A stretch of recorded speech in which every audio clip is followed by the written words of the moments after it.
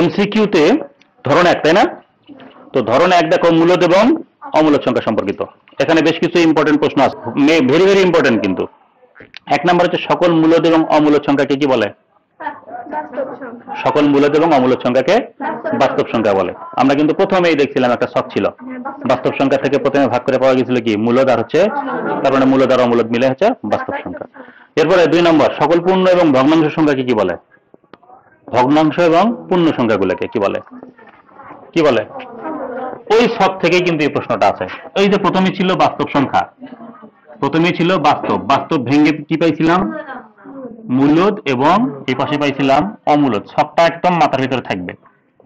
এই মূলদ সংখ্যাকে ভেঙে আমরা পাইছিলাম পূর্ণ অংশ আর হচ্ছে ভগ্নাংশ। বুঝতে পারছো? কারণ মূলদ ক্যাটাগরিকে ভাঙলে আমরা কি পাবো? মানে অখণ্ড সংখ্যা পাবো, আর না হলে ভাঙ্গা ভাঙ্গা সংখ্যা পাবো।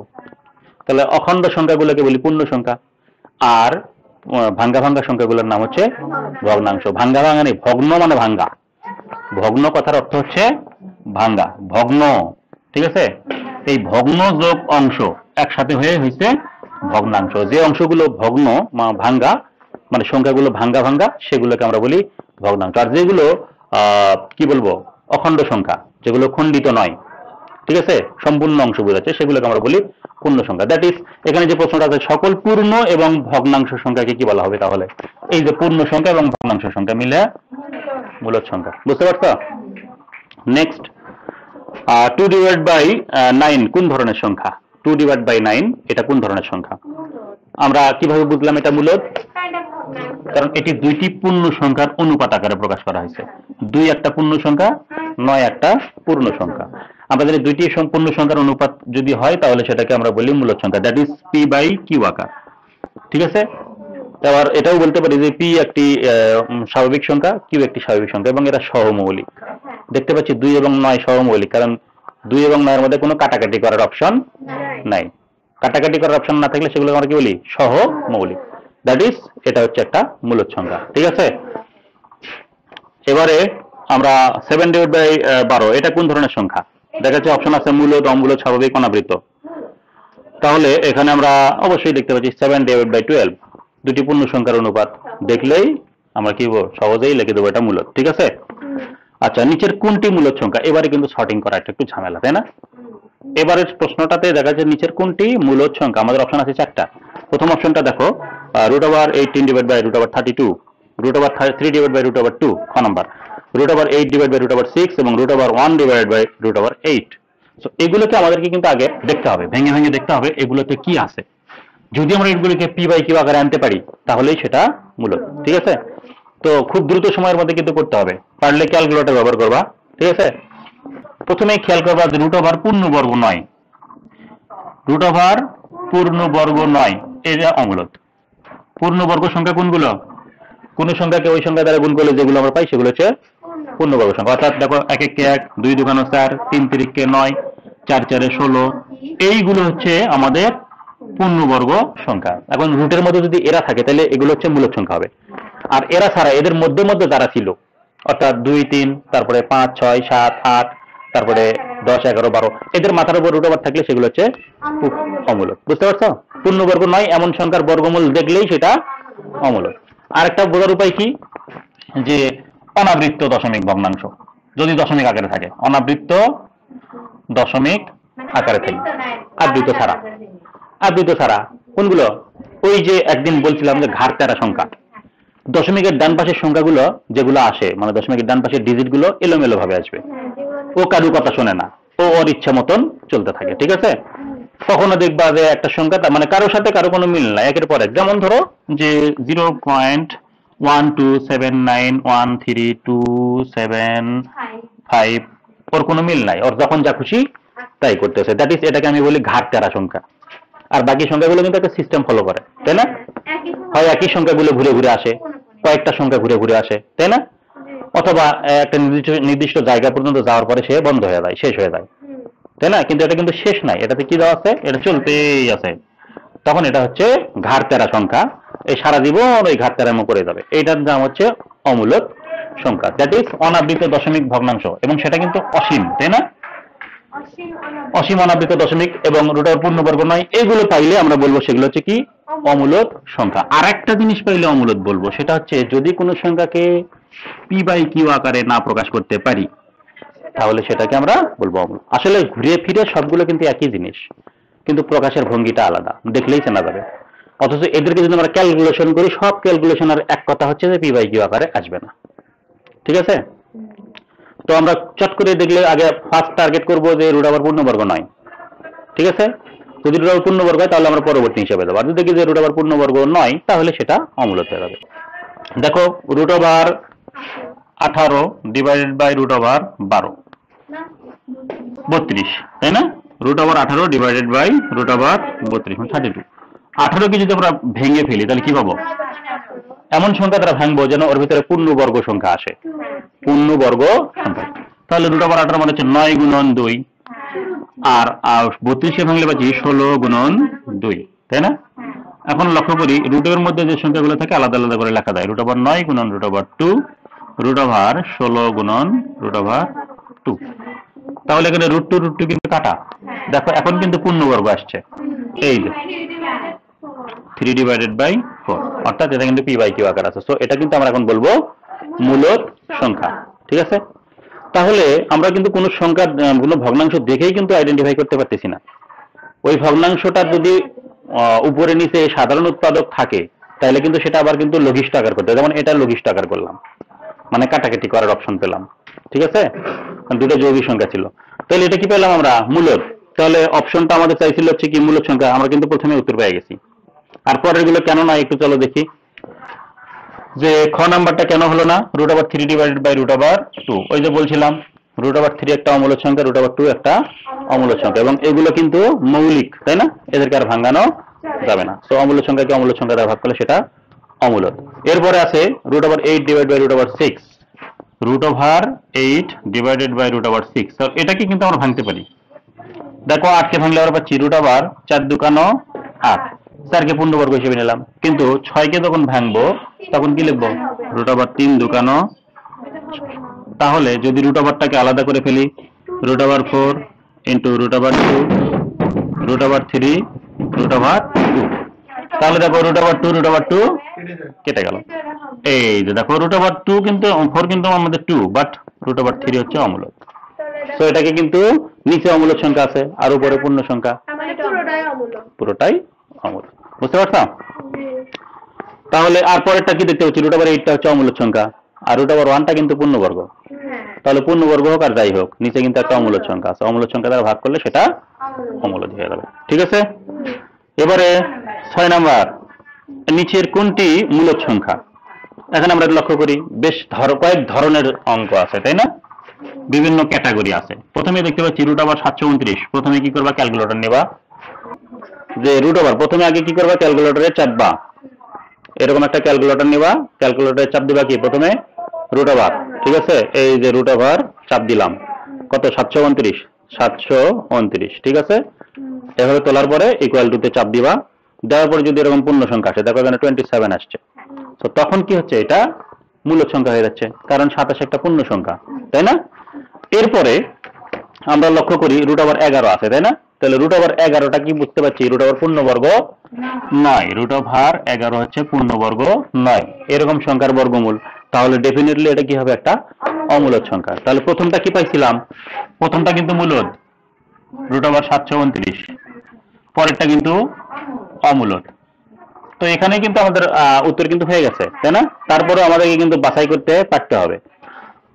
আমরা প্রথমে পেয়ে গেছি, উত্তর এটাই দাগাই ফেলবো। ঠিক আছে, এরপরে root over 7 divide by root over 3, এটা কেন হলো না দেখি? রুট ওভার 7 ডিভাইড বাই শুধুমাত্র 3, রুট ওভার 7 হচ্ছে অমূলদ সংখ্যা, অমূলদ সংখ্যাকে যা দিয়েই ভাগ করি না কেন সেটা অমূলদ হবে। আর এখানে একটা সংখ্যা দেখতে পাচ্ছি আমরা, ঘাড় তেরা সংখ্যা, কিন্তু এখানে ডট ডটটা দেওয়া হয় নাই, বুঝছো?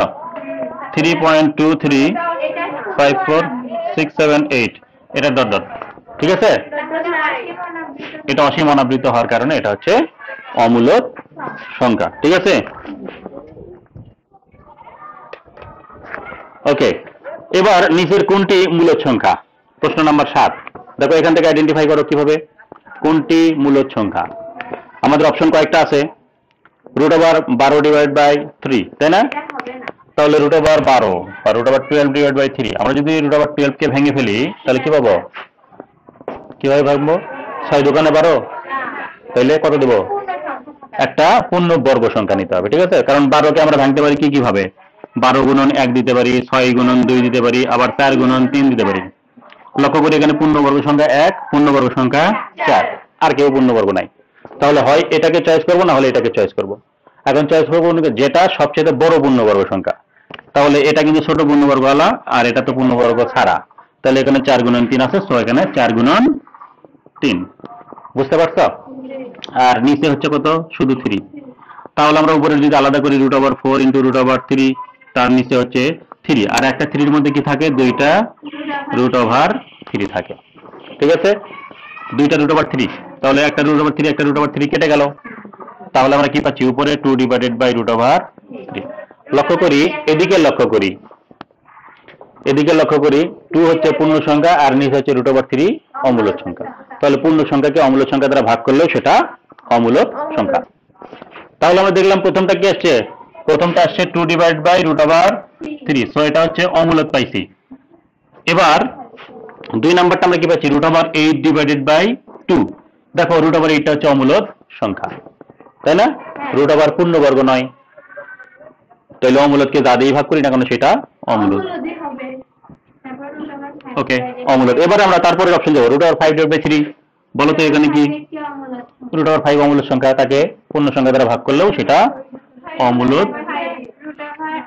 এরপরে root over 18 divide by 2, root over 18 divide by root over 2, তাই না? এখন 18 কে ভাঙতে পারি কি দিয়ে? 9 দুকানো 18, ঠিক আছে? 9 হচ্ছে পূর্ণবর্গ সংখ্যা, এই জন্য করে। আর নিচে হচ্ছে রুট ওভার 2 আছে। এখন যদি এটাকে ভেঙে ফেলি, root over 9 into root over 2 divide by root over 2, that is root 2 কাটা, রুট ওভার 9 মানে হচ্ছে 3, আর 3টা কি সংখ্যা? পূর্ণ সংখ্যা, দ্যাট ইজ এটা হচ্ছে মূলক সংখ্যা। সো আমাদের অপশনটা হচ্ছে ঘ নাম্বার, ঠিক আছে? এই প্রশ্নটা চট্টগ্রাম বোর্ড 2017 সালে আসছিল। এরপরে দেখো দিনাজপুর বোর্ড 2024 সালে একটা প্রশ্ন ছিল, মোস্ট ইম্পর্টেন্ট, ঠিক আছে? এটা কিন্তু খুবই ইম্পর্টেন্ট, আসতে পারে। নিচের কোনটি অমূলক সংখ্যা? এখান থেকে আমরা জাস্টিফাই করব কি কিভাবে। আমাদের অপশন কয়টা দেওয়া আছে? 4টা অপশন দেওয়া আছে। এই অপশনগুলোকে ব্রেকআপ করব, মানে কিভাবে ভাঙবো এগুলোকে। দেখো ব্রেকডাউন করি। প্রথমে ক নাম্বারটা আছে, তাই না? ক নাম্বারে আছে দেখো রুট ওভার 64 কিউব রুট, তাই না? তার নিচে হচ্ছে রুট ওভার 36। এরপরে আছে খ নাম্বার। খ নাম্বারটা হচ্ছে root over 32 divided by root over 64। গ নাম্বারটাতে আছে root over 81 divided by root over 625। আর ঘ নাম্বারটাতে আছে root over cube root divide by cube root 27, ঠিক আছে? এটাকে আমরা কিভাবে ব্রেকডাউন করব, আর আমাদের দেখাতে হবে কি অমূলক কোনটি? অমূলক, ঠিক আছে? তাহলে অমূলক বাছাই করার জন্য আমরা দেখি, লক্ষ্য করি, এটা তো দেখতেই বোঝা যাচ্ছে যে রুট ওভার 81 রুট ওভার 625, এটা কিন্তু দুটাই পূর্ণবর্গ সংখ্যা। তাহলে দুটা পূর্ণ সংখ্যার অনুপাত আকারে আসবে, এটা কিন্তু আমাদের মূলদ হবে, ঠিক আছে? কারণ এটা তুমি ক্যালকুলেটরে যদি করো তাহলে দেখবো যে এটা মূলদ সংখ্যা। রুট ওভার কিউব রুট, এটাও কিউব রুট, এটা নিয়ে কথা আছে, কথা বলবো। এটাও দেখতে পাচ্ছি উপরে 32 আছে, নিচে 64 আছে। কেন জানি মনে হচ্ছে ওখানে 32 অর্ধেক 16, আবার 64 অর্ধেক কত? 64 থেকেও 16 পাওয়া সম্ভব। তাহলে উপরে নিচে পূর্ণবর্গ আসতে পারে, সেক্ষেত্রে ওখানে একটা কাটাকাটির অপশন আসবে। তো প্রথম থেকে শুরু করি। প্রথমে দেখো উপরে কিউব রুট 64 আছে, নিচে 36 আছে। রুট ওভার 36 মানে হচ্ছে 6, কিন্তু কিউব রুট 64 মানে কত? কিউব রুট 64 64, 4 কিউব দিলে হয় 64। তাহলে আমরা কিউব রুট এখানে 4 কিউব লেখার চেষ্টা করবো। অর্থাৎ যখনই কিউব রুট থাকবে সেখানে কিউব আকারের সংখ্যা লিখবা, ঘনমূল থাকলে ঘন সংখ্যা লেখার চেষ্টা করবা, ঠিক আছে? মানে ঘন সংখ্যা লেখা মানে ঘন সংখ্যা হবেই, ঠিক আছে? ঘন সংখ্যা কোনগুলো? কোন সংখ্যাকে 3 বার গুণ করতে হয়, ঠিক আছে? 2 বার গুণ করলে হয় বর্গ সংখ্যা, আর 3 বার গুণ করলে হয় ঘন সংখ্যা। আর ঘন সংখ্যার মূল হচ্ছে ঘনমূল, ঠিক আছে? আবার ঘনমূলের উল্টা হচ্ছে ঘন, ঘনের উল্টা হচ্ছে ঘনমূল, আর ঘনমূলের উল্টা হচ্ছে আবার ঘন, ঠিক আছে?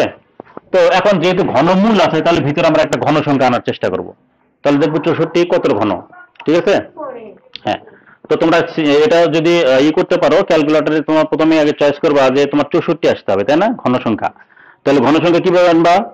তোমার এক্স টু দি পাওয়ার যে ফাংশন আছে ক্যালকুলেটরে, ঠিক আছে, ক্যালকুলেটরের ফাংশন দেখো 100 ms ক্যালকুলেটরে তুমি কি করবা, এক্স টু দি পাওয়ার দেওয়ার চেষ্টা করবা।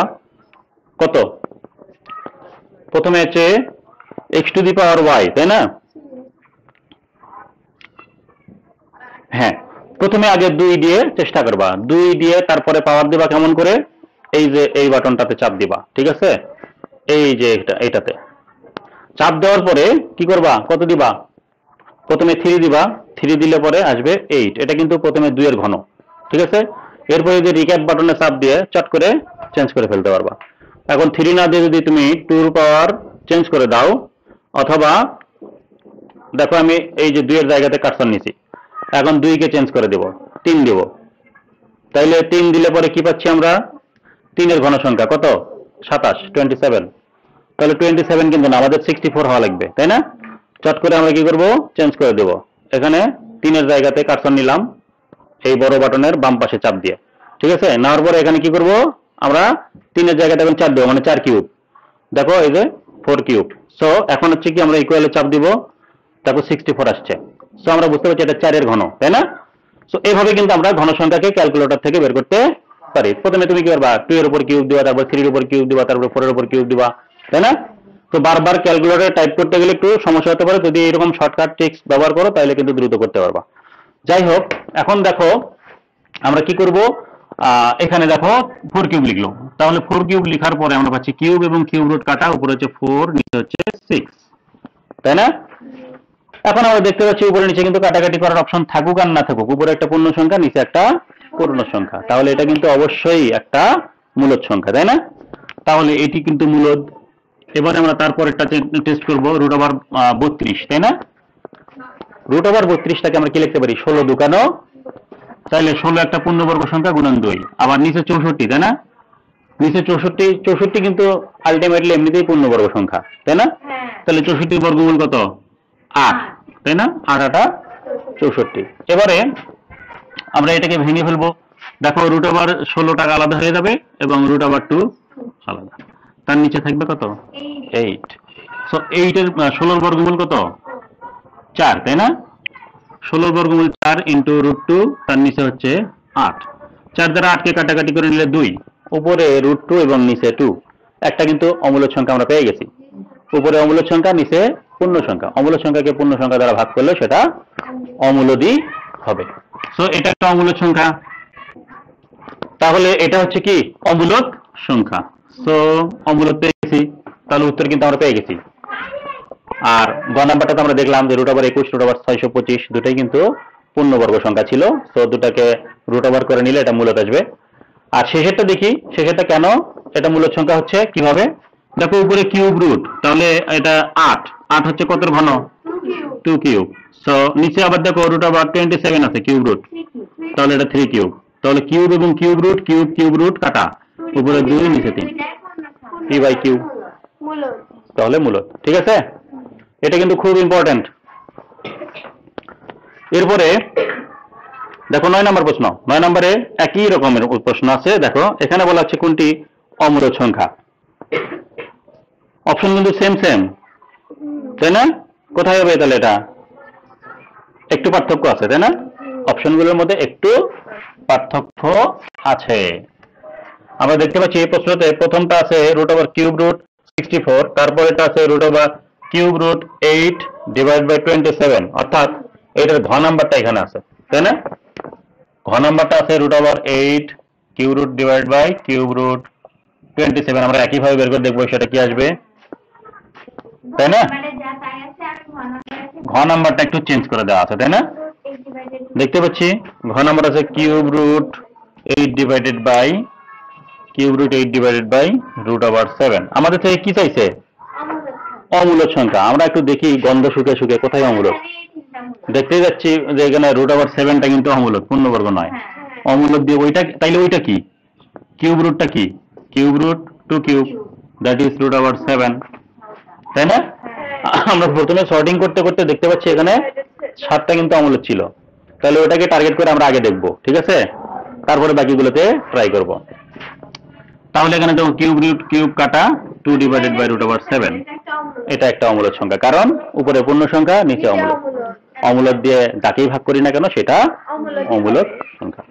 সো অপশন কিন্তু ঘ নাম্বার। আর বাকিগুলো কিন্তু মূলদ, আমরা আগেকার অঙ্কতেও দেখেছিলাম।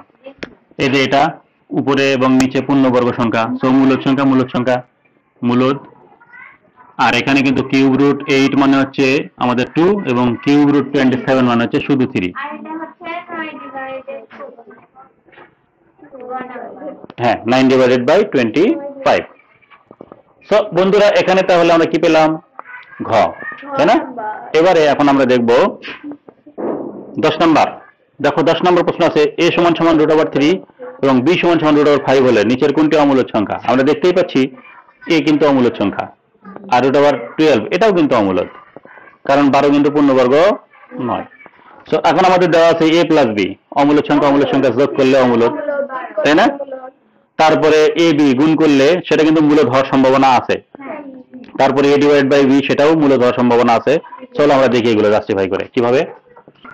দেখো এখানে কিছু কিছু ক্ষেত্রে অমূলদের সঙ্গে অমূলদ গুণ করলে, যোগ করলে, ভাগ করলে হতে পারে, স্পেশাল কেস, তাই না? হ্যাঁ, দেখি a প্লাস b। তাহলে প্রথমটা হচ্ছে √3 প্লাস √12, এটা কিভাবে হয়? √3 থাকুক, আমরা 12কে যদি ভেঙে ফেলি তাহলে কি পাবো? 4 এবং 3, তাই না? That is √4 into √3। সো এখান থেকে যদি আমরা √3 কমন নেই তাহলে আমরা পাবো কত? √3 কমন নিলে 1 প্লাস 4, তার মানে 1 প্লাস 4 মানে হচ্ছে 5√3। তো 5√3 কিন্তু অমূলদ সংখ্যা, তাই না? √3 যেহেতু অমূলদ, তাহলে ওর সঙ্গে 5 গুণ করলে সেটা অমূলদ। এখন দেখি ab, তাই না? ab মানে হচ্ছে √3 ইন্টু √12। তো দেখো দুইটি √এর মধ্যে আলাদা আলাদা থাকলে, মাঝখানে গুণ চিহ্ন থাকলে সেগুলোকে একটা √এর মধ্যে লেখা যাবে। তাহলে 3 গুণন 12, তার মানে √3 12 36, এবং 36-এর কিন্তু বর্গমূল করলে এটা কিন্তু পূর্ণ সংখ্যা, দ্যাট ইজ মূলদ। বুঝতে পারছো? এরপরে যেগুলো আছে সেগুলো কেন হলো না? দেখো উপরে a divide by b, a মানে হচ্ছে √3 √12 √3, আর এটা হচ্ছে √3 ইন্টু কত? 2, 4 মানে 2, তাই না? √4 ইন্টু √3, 4 এর বর্গমূল 2, আর হচ্ছে √3। √3 কাটা, তাহলে 1 ডিভাইড বাই 2, এটা কিন্তু কি হচ্ছে? এটা মূলদ হচ্ছে, তাই না? এবারে যদি আমরা b ডিভাইড বাই a করি, b ডিভাইডেড বাই a, তাই না? উপরে b মানে হচ্ছে √12 আর a মানে হচ্ছে √3। ওই একই জিনিস, √12 মানে আমরা পাবো 2√3, তাই না? কারণ 12 মানে হচ্ছে √4 ইন্টু 3, 3 4 12, 4 পূর্ণবর্গ সংখ্যা। তাহলে 4 এর বর্গমূল করলে 2 এবং √3। হ্যাঁ, এখন √3 কাটাকাটি করে নিলে 2 কিন্তু কি মূলদ সংখ্যা। সো বন্ধুরা এখানে দেখো যে তাহলে আমাদের অপশন কোনটা হলো? ক নাম্বার, তাই না? √3 প্লাস √12, এই a প্লাস b। তাহলে আমরা এখান থেকে ক নাম্বারটা অ্যান্সার দিয়ে দেবো। এবারে 11 নাম্বার, তাই না? একটি বহুপদী দেওয়া আছে। দেখো দুইটি অমূলদ সংখ্যার 1 নাম্বার অপশন দেওয়া আছে যোগফল সর্বদা অমূলদ সংখ্যা। এখনই দেখলাম দুইটি অমূলদ সংখ্যার যোগফল সর্বদাই অমূলদ সংখ্যা, সঠিক।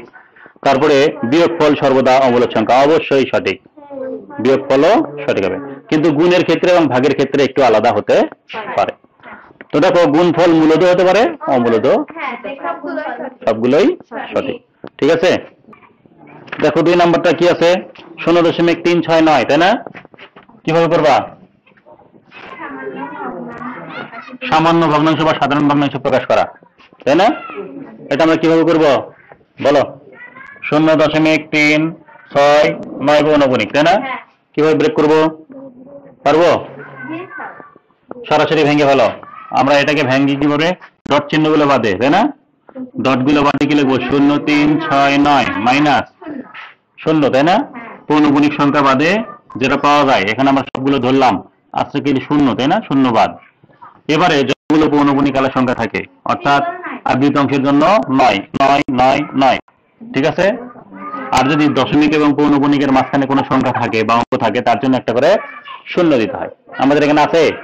নাই। সো এটাই হবে আর উপরে আমরা লিখবো 369, নিচে 999। এখন কি করবা এটা?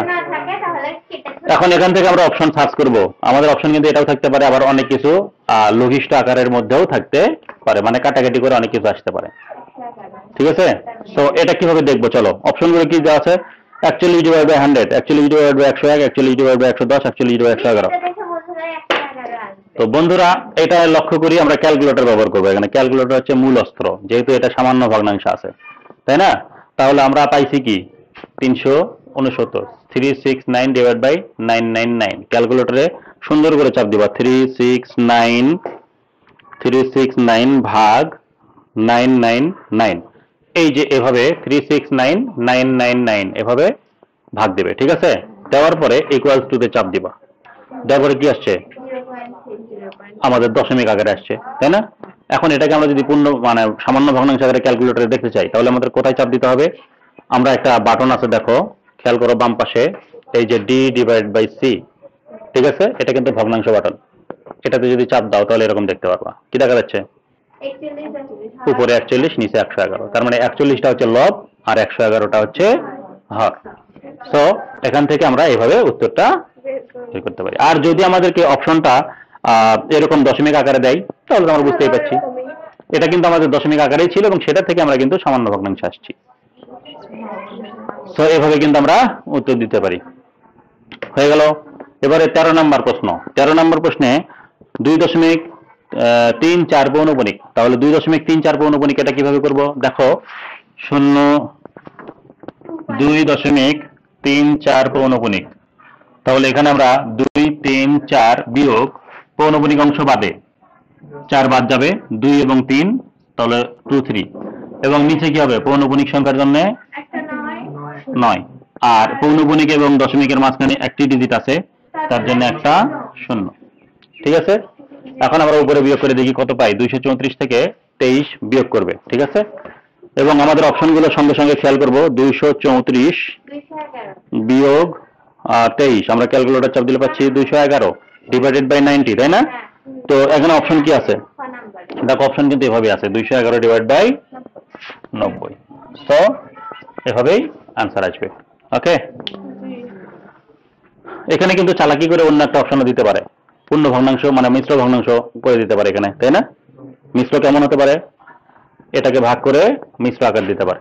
তাহলে 211 ভাগ 90, দেখো ক্যালকুলেটর আমরা পাচ্ছি 2.34 এরকম পাচ্ছি, তাই না? তাহলে 90কে 2 দ্বারা গুণ করলে যা পাওয়া যায় এটা হবে 2 সমস্ত। আর 90কে 2 দ্বারা গুণ করলে আমরা কত পাচ্ছি? 180। 211 থেকে 180 বাদ দিলে কত হয়? 211 বিয়োগ 180, অর্থাৎ এখানে আমাদের অবশিষ্ট আমরা পাবো কত? 31। বন্ধুরা, এখানে হবে 31 ডিভাইডেড বাই 90। এভাবেও দেওয়া থাকতে পারে। ঠিক আছে, কেমনে পাইলাম এটা? হ্যাঁ, এখানে হচ্ছে 90 দিয়ে 211কে ভাগ করো। ঠিক আছে, আমরা ক্যালকুলেটর ব্যবহার করে শর্টকাটে বের করছি কেমন করে? 90 দিয়ে যদি 211কে ভাগ করি, তাহলে 90 211 এর মধ্যে কয়বার যায়? 2 বার যায়, 180। এখানে বিয়োগ করলে আমরা পাচ্ছি হলো 31। তো সিম্পলি আমি দেখেছিলাম যে ক্যালকুলেটরে ভাগ দিয়ে 2 সামথিং আসছিল, তাই না? তো 90কে 2 দ্বারা গুণ করছি, গুণ করলে কত পাইছি? 180। সেই 180 আমরা 211 থেকে বাদ দিছি, বাদ দিয়ে পাইছি 31। তার মানে 31টা আমাদের উপরে যাবে আর এই 90টা নিচে যাবে। এবারে 1.43 পৌনঃপুনিক, আমাদের প্রশ্ন নাম্বার 14। 14 নাম্বার প্রশ্ন খেয়াল করো। 14 নাম্বার প্রশ্নে 1.43 পৌনঃপুনিক, 1.4 পৌনঃপুনিক, 3 পৌনঃপুনিক। এর সাধারণ ভগ্নাংশ কয়টি? কোনটি, তাই না? এখানে কত? 143। ডট চিহ্ন বাদ দিলে 143 মাইনাস, দেখো পৌনঃপুনিক অংশ 4 এবং 3 বাদ দিলে কত হবে? 1 হবে, তাই না? 1। নিচে কত হবে? দুইটাই 9 9। তাহলে ওর পাচ্ছি আমরা 142, তাই না? অপশন কি 142 ডিভাইড বাই 99 যদি থাকে তাহলে এটা উত্তর, আর যদি মিশ্র আকারে থাকে তাহলে সেইটাই উত্তর। আর উপরে নিচে যদি আমাদের সাধারণ উৎপাদক থাকে তাহলে কাটাকাটি করে লঘিষ্ঠ আকার আসবে। সো এখানে আমরা দেখতে পাচ্ছি কত উত্তর আছে? 142 ডিভাইড বাই 99, অর্থাৎ ক নাম্বার অপশনটাকে আমরা টাচ করব। এবারে পরের প্রশ্ন, প্রশ্ন নাম্বার 3, ধরন 3। ধরন 3 আমরা দেখেছি যেখানে গুণ আছে, তাই না? 0.28 পৌনপুনিক গুণন 42.18 পৌনপুনিক, তাই না? আমরা 0 ঠিক আছে। দেখো আমরা অত এখানে এখানে সিম্পলিফাই করবো, এটাকেও সিম্পলিফাই করবো, ঠিক আছে। সাধারণ মানুষ আলাদা আলাদা করে করার সময় নাই, কারণ এখানে নৈবেত্তিক করতেছি তো, অত সময় নাই। তো আমরা দেখো এখানে লিখবো 0.28, তাই না? মাইনাস দশমিক বিন্দু বাদ দিলে 0.2, তার নিচে কত? 8-এর জন্য একটা 9 আর 2-এর জন্য একটা 0, গুণন এখানে দেখো 4218 মাইনাস 42, তাই না? পৌনপুনিক অংশ বাদ দিলে 42 থাকে। এখন দেখো পৌনপুনিক অংশের জন্য 2টা 9 আর কোনো 0 নাই। তাহলে একটু হিসাব করে নিই, 28 থেকে 2 বাদ দিলে 26 ডিভাইডেড বাই 90 ইন্টু এখান থেকে যদি আমরা বিয়োগ করি 4176, আমরা ক্যালকুলেটরে চাপ দিয়ে দেখবো 4176, নিচে হচ্ছে 99। এখন সরাসরি কি করবা, ক্যালকুলেটরে একদম গুণ করে ফেলবা উপরে নিচে। উপরে 26 গুণন 4176 আর নিচে হচ্ছে 90 গুণন 99। 108 576 ভাগ 90 আর 99 গুণ করলে 8 9 100। এখন এটাকে ভাগ করবা, ভাগ করলে যেটা আসবে সেটাই আনসার। তাহলে দেখো 108 5 7 6 ভাগ কত? 8 9 1 10, দেখি 12.185 8 5 এইভাবে আসছে। তাহলে আমরা লক্ষ্য করি 8 5 কিন্তু আমাদের এখানে কি রিকারেন্ট হচ্ছে 8 5, তাহলে 8 5-এর উপর পৌনপুনিক হবে। সো 1 8 5 পৌনপুনিক। দেখো তো অপশন কোনটা আছে, আছে কিনা। আমরা লক্ষ্য করি আমাদের এই অপশনটা আছে। কয় নাম্বারে? এই যে 12.18 পৌনপুনিক আর হচ্ছে 5 পৌনপুনিক। সো খ নাম্বারটা, তাই না? এভাবেই কিন্তু আমরা অঙ্ক করে উত্তর বের করবো। দেখো অঙ্ক করলে উত্তর একটাই বেরোবে, আমার কিন্তু অতগুলো টাচ করার দরকার পড়বে না, ঠিক আছে। এগুলো অঙ্ক করেই আমরা বের করে ফেলবো। এরপরে দেখো পরের প্রশ্নটা সেম, এটা আগে আর ওইটা পরে আছে, তাই না? সেক্ষেত্রে কিন্তু অপশনটা সেম, ওকে, প্রয়োজন নাই। 17 নাম্বারটা দেখো, x ইকুয়ালস টু 0.4 পৌনপুনিক, y সমান সমান 0.8 পৌনপুনিক। তাহলে x প্লাস y যদি আমরা করি তাহলে কি পাবো? x প্লাস y, x আর y কে আমরা যোগ করবো, তাই না? পৌনপুনিকের যোগগুলো কিভাবে করতাম মনে আছে? আচ্ছা, এখানে হচ্ছে লক্ষ্য করি যে দুইটাই কিন্তু সদৃশাবৃত আকার আছে। সদৃশ মানে কি? এটাতেও যেরকম দশমিক যেখানে, ওটাতেও ওই জায়গাতেই, তাহলে এটা কিন্তু সদৃশ করাই আছে, কোনো ঝামেলা নাই, খালি সরাসরি যোগ করে দিবা। অর্থাৎ এখানে কি করবা, যে আমরা x প্লাস ওয়াই করতেছি, তাই না? x এর ভ্যালু কত ছিল? x এর ভ্যালুটা দেওয়া আছে 0.4 পৌনপুনিক আর 0.8 পৌনপুনিক, তাই না? এখন আমরা কিন্তু অতিরিক্ত একটা 4 রাখবো, এখানে অতিরিক্ত একটা 8 রাখবো, কারণ হাতের যোগ আসতে পারে। যদি সরাসরি যোগ করি দেখো 0.4 পৌনপুনিক আর 0.8 পৌনপুনিক, পৌনপুনিকটা তো এই বরাবরই আসবে, কিন্তু ডান দিকে তো সংখ্যাটা রিকারেন্ট ছিল, মানে এই 4টা ঘুরে ঘুরে আসতেছিল, তাই না? আমরা অতিরিক্ত একটা 4কে এভাবে রাখতাম না যোগ করার সময়, তারপরে এখানে অতিরিক্ত একটা 8 রাখবো, ঠিক আছে। এই অতিরিক্ত কেন রাখি? কারণ এখান থেকে হাতের একটা সংখ্যা আসবে। 8 এবং 4 যোগ করলে কত হয়? 12, 12 2, হাতে থাকবে কত? 1, 4 এর 5, 8 5 13, 13 3, হাতে থাকবে কত? 1, 31 না তো 1, তারপরে 0 0 যোগ করলে 0, তার সাথে হাতের 1 যোগ করলে 1, দশমিকটাই বরাবর। তাহলে উত্তরটা হচ্ছে আমাদের 1.3 পৌনপুনিক, বুঝতে পারছো? ওকে। আর যদি সরাসরি করতে তাহলে 8 এবং 4 যোগ করলে 12 হবে, উত্তর কিন্তু তখন ভুল হবে। 12 2, অর্থাৎ 1.2 পৌনপুনিক যদি তুমি দাও তাহলে কিন্তু উত্তরটা ভুল, বুঝতে পারছো? এই জন্য ডান পাশের অতিরিক্ত সংখ্যাটাকে রেখে হাতের অঙ্কটা ধরে নিতে হবে। তাহলে আমরা কত পেলাম? x প্লাস y সমান 1.3। তাহলে ক নাম্বারটা সঠিক? 1 নাম্বারটা সঠিক। 2 নাম্বারটা দেখছো যে xy equals to 32 divided by 81, তাহলে 0.4 আর হচ্ছে 0.8 এইভাবে করবা, ঠিক আছে, x গুণন হয়, হ্যাঁ পৌনপুনিক। তাহলে হচ্ছে 0 4 বিয়োগ 0 ভাগ 9, এখানে হচ্ছে 0 8 বিয়োগ 0, কেমন করে হলো?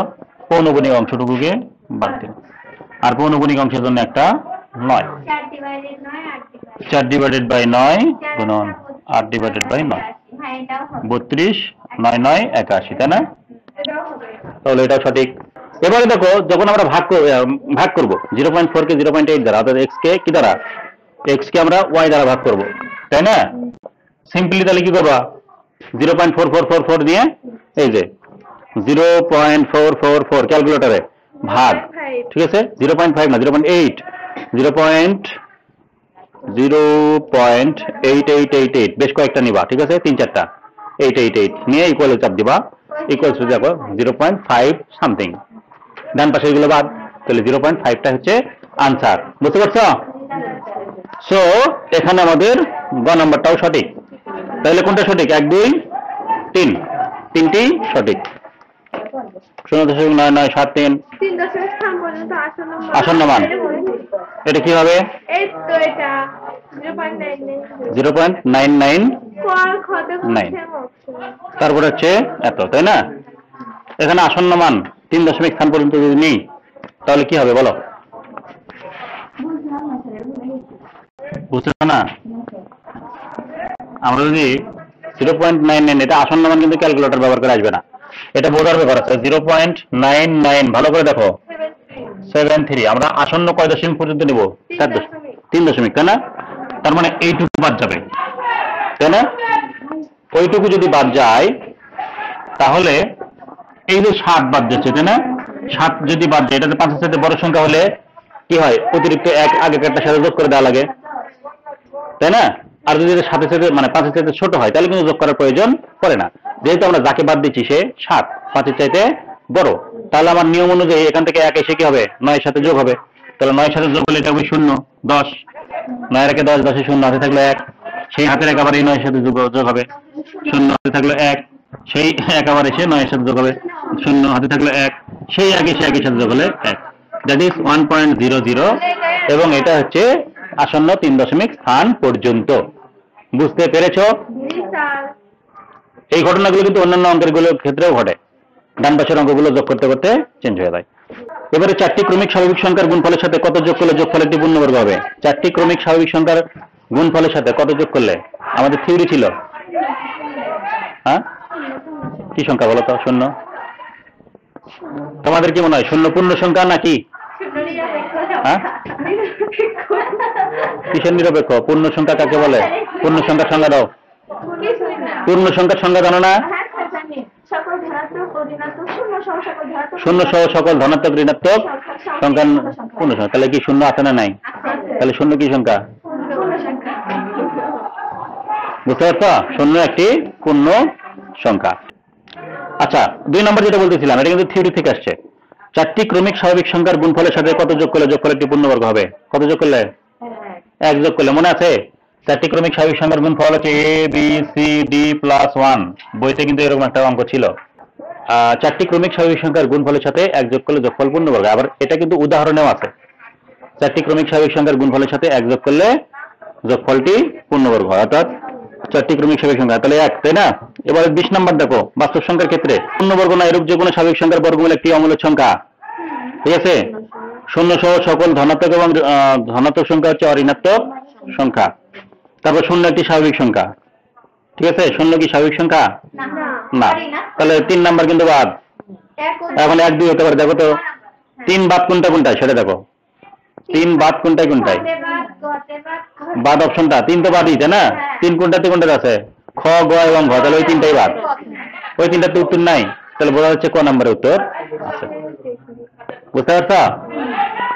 এবারে 21 নম্বর বাস্তব সংখ্যার ক্ষেত্রে 0.8 পৌনগুণিক 1 পৌনগুণিক একটি দশমিক ভগ্নাংশ, ঠিক কিনা? এটা কি দশমিক ভগ্নাংশ না পূর্ণ সংখ্যা? দশমিক ভগ্নাংশ, তাই না? আচ্ছা, শিওর তো? √9 একটি মূলদ সংখ্যা, ঠিক কিনা? √9 কি মূলদ সংখ্যা না অমূলদ সংখ্যা? কেন মূলদ? √ পূর্ণবর্গ সংখ্যা, তাই না? তাহলে মূলদ।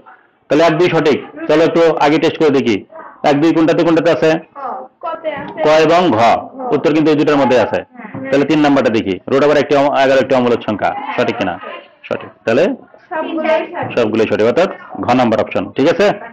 এবার বাস্তব সংখ্যার ক্ষেত্রে √ 49 একটি মৌলিক সংখ্যা, ঠিক কিনা? রুট ওভার 49 মৌলিক না? রুট ওভার 49 মানে কিন্তু 49 না, 7 7 কিন্তু মৌলিক, তাহলে 1 সঠিক।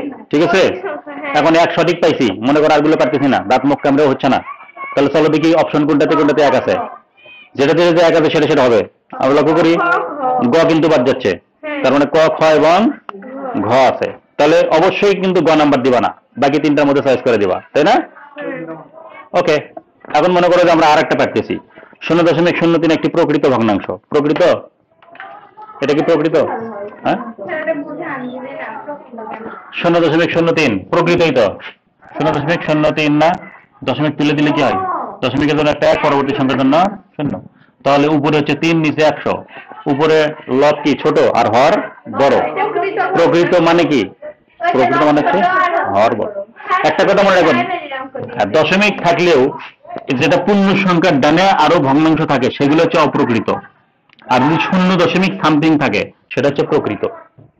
0 পরে যেগুলো থাকে সেগুলো সব প্রকৃত, আর যদি কোনো পূর্ণ সংখ্যা বাম পাশে থাকে, বুঝছো, সেগুলো কিন্তু অপ্রকৃত। কারণ কি জানো, উপরে বড় সংখ্যা আর নিচে ছোট সংখ্যা থাকলেই কেবলমাত্র ভাগফলে 1 সামথিং আসে, তখন কিন্তু অপ্রকৃত সংখ্যা। বুঝতে পারছো? অপ্রকৃত মানে তো মিশ্র, আর মিশ্রের মধ্যে কিন্তু একটা পূর্ণ সংখ্যা থাকে না, 1 সমস্ত 2/3, 5 সমস্ত 7/14, তাহলে ওখানে একটা পূর্ণ অংশ আসে, আর পূর্ণ অংশটা কিন্তু দশমিকের বাম পাশে থাকে, তাহলে দশমিকের বাম পাশে থাকলে অবশ্যই অবশ্যই সেটা অপ্রকৃত সংখ্যা বা মিশ্র, অপ্রকৃত ভগ্নাংশ বা মিশ্র ভগ্নাংশ। আর যদি দেখো দশমিকের বাম পাশে 0 আছে, ডেফিনেটলি সেটা হচ্ছে প্রকৃত ভগ্নাংশ। সহজ, বুঝতে পারছো?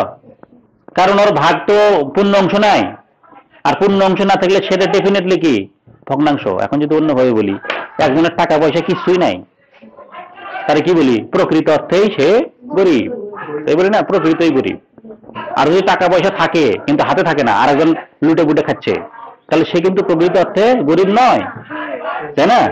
থাকে না, সয় সম্পত্তি কেড়ে নিয়ে লাঠি দিয়ে বের করে দিছে। হ্যাঁ, ভিলেনারা কি করে? নায়কের বাপের থেকে সম্পত্তি গ্রহণ করে কি করছে দিছে, তার দেখা যাচ্ছে সে কিন্তু ধনী, গরিব, তাই না? কিন্তু প্রকৃত অর্থে কি সে গরিব না, সে কিন্তু ধনী, তাই না? এরকম ব্যাপারটা। আর দেখা যাচ্ছে একজন প্রকৃত অর্থেই কিছুই নাই, চাল নেই, চুলো নেই, বাপ নেই, মাও নেই, তাহলে কিন্তু সে কিন্তু প্রকৃত অর্থেই এরকম। যাই হোক, সেখানে আমরা বুঝতে পারছি কি, যে যার কিছুই নাই, যার কিছুই নাই মানে পূর্ণ অংশতে কিছুই নাই, পূর্ণ অংশ না থাকলে সেই প্রকৃত অর্থে কি ভাঙ্গা অংশ, মানে পূর্ণ না থাকলে তো বোঝা যাচ্ছে সে ভাঙ্গা অংশ মানে ভগ্নাংশ, দ্যাট ইজ সেটা হচ্ছে প্রকৃতই ভগ্নাংশ। এই প্রকৃত ভগ্নাংশ কি? প্রকৃত মানে কি বলি না, রিয়েলি। প্রকৃত ভগ্নাংশ মানে একেবারে অ্যাকচুয়ালি এটা ভগ্নাংশ, ঠিক আছে? আর অপ্রকৃত কি? সেটা পূর্ণ অংশ আছে, আবার ভগ্নাংশও আছে, সেজন্য বলতেছি ওটা প্রকৃত না, অপ্রকৃত, কারণ কিছু আছে আবার কিছু ভাঙ্গাও আছে, ঠিক আছে?